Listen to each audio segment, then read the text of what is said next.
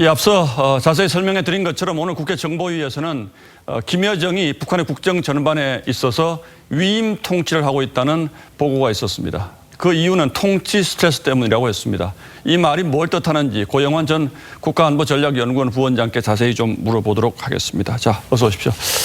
자, 위임 통치라는 말은 굉장히 저희에겐 낯선 표현인데 과거에도 북한에 이런 위임 통치를 한 적이 있었습니까? 저는 처음 듣는 이야기입니다. 예, 북한에서는 그런 말이 전혀 없었습니다. 북한은 완벽하게 1인 통치 체제로 지배 체제로 움직여 왔는데, 자, 그렇다면 이게 북한의 통치 체제가 변해가는 것으로 봐야 됩니까? 아니면 북한 군부에 무슨 일이 있는 것으로 보는 게 맞습니까? 저는 가장 중요하게 봐야 되는 것이 김정은 위원장의 이제 경무 스트레스라는 말이 나왔으니까 김정은 위원장의 건강 상태와 관련이 제일 깊다고 생각을 합니다. 김정은 위원장이 경무 스트레스에 시달리지 않고 건강하다면 위임 통치니 뭐 후계자 이런 말들 자체가 나오지 않을 시점이거든요. 아직 김정은 위원장의 자녀가 크게 봐서 지금 11살이라는 거거든요. 11살짜리한테 후계자 자리를 물려줄 수는 없는 거 아니겠습니까?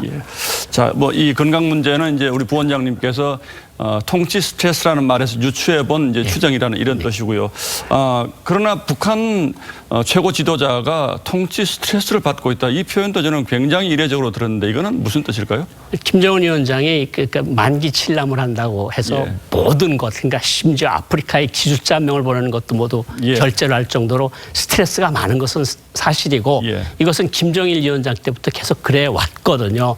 그러니까 스트레스는 많이 받는 거는 틀림없고 뭐 그렇지 않겠습니까? 모든 것을 공화국에서 일어나는 일을 다 결제를 해야 되겠으니까 스트레스가 많고 그 스트레스로 인한 폭음, 폭식이 오늘의 김정은 위원장의 건강을 만들었다고 하는 것도 사실 모든 전문가들이 거의 일치된 견해거든요. 그런 걸 봐서는 스트레스가 많은 것은 틀림없이 사실이고 이것이 건강에 영향을 미치는 것도 사실인 것으로 보입니다. 북한 스스로가 통치 스트레스라는 표현을 썼을 것 같지는 않고 다른 건강 문제 같은 것에서 비롯된 문제를 국정원이 그렇게 해석한 것으로도 지금 볼 수가 있겠죠. 국정원이 해석한 것으로 볼 수가 있을 것 같습니다. 자, 그러면 이제 김여정의 역할에 이제 우리가 주목할 수밖에 없는데 물론 뭐 작년 이후로 김여정의 위상이 계속 높아져 온 것은 사실인데 이렇게 되면 완전히 2인자로 자리를 굳혔다 이렇게 볼 수도 있습니까? 뭐 지금 후계자가 되지 않는 상황에서의 김여정의 역할은 굉장히 높은 거거든요.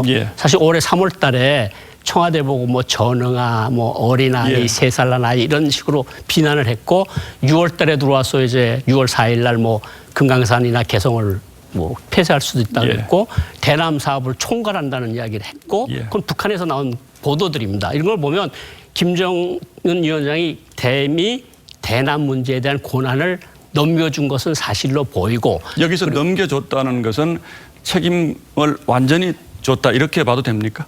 그것보다는 루틴 우리 말하면 매일 평상시로 진행되는 것은 하되 중요한 것은 나의 허락을 받아서 집행하라 그런 뜻으로 해석할 것 같습니다. 자, 그런데 사실 민주주의 국가에서도 권력을 나눈다는 것은 굉장히 어려운데 처음부터 1인 권력 체제로 운영되어 온 북한이 이런 식의 뭐 대미 대남은 김여정 뭐 또 박봉주 이런 식으로 나눠주는 이런 체제가 얼마나 지속 가능성이 있다고 보시는지요? 뭐 북한은 1960년대 후반부터 김부자의 1인 지배 체제로 쭉 이어져 온 나라고 권력은 절대로 나눠 가지질 않았습니다. 제가 한 가지 실례를 잠깐 들면 장성택 행정부장이 2인자 소리를 들었던 때가 있고 나와 다니는 지도자라고 북한 간부들이 다 이야기했을 때도 있는데 그 사람조차도 지금의 김여정 제1부부장이 가지고 있는 그만한 권한을 가진 적이 없습니다. 그러니까 당 내부 사업, 대남 대외 사업을 총괄하는 그런 일은 이제까지 그 어떤 2인자도 가진 적이 없습니다. 오히려 권력에 도전하는 사람들은 다 제거를 해오는 것이 이제 과거 북한의 관례인데 이번 경우는 어쩌면 이게 이제 민주주의 사회에서 본다면 약간 내각 책임제 비슷한 이런 이제 시스템인 것 같기도 하고요. 자, 이제 북한의 경제 사정 좀 잠깐만 좀 여쭤볼게요.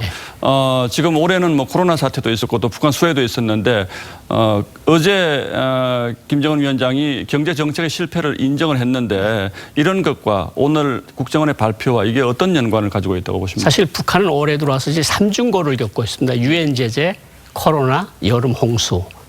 뭐 상당히 지금 1월달, 2월달, 3월달만 봐더라도 대중무역이 지난해 같은 시기에 비해서 10분의 1로 줄었거든요. 그러니까 외화도 고갈돼 있고 여기다가 지금 코로나는 3월달, 4월달 북한 노동신문 중앙방송을 보면 각 도마다 수천 명의 격리자들이 있다고 북한이 보도를 했어요.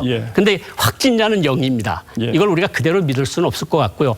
지금 홍수로 뭐 황해남북도, 개성시, 평안남북도에 북한이 발표한 것만 수만 헥타르의 농경지가 물에 잠겼다 그러거든요. 그러니까 북한 주민들 속에서 어떤 말이 나오는가 하면 제2고난의 행군이 오고 있는 거 아니냐. 우리 보고 죽어라 죽어라 해도 이거 너무한 거 아니냐. 이런 말들이 나오는 그런 엄중한 사태하에서 김정은이가 당전원회에서 우리가 목표한 목표들을 심히 미달하고 인민 생활이 어려워졌다는 것을 인정을 했거든요. 이걸 보면 북한 내부 사정이 지금 얼마나 어려운 처지에 처해 있는지 이것을 우리가 알 수 있을 것 같습니다. 그런 절박한 사정에서 내려진 어떤 권력 체제, 권력의 분산 이런 움직임으로 저희가 이해를 하면 되겠군요. 뭐 그것보다는 일단 내각은 김정은을 비롯해서 김일성, 김정일이가 내각 사업을 직접 지도한 적은 없습니다.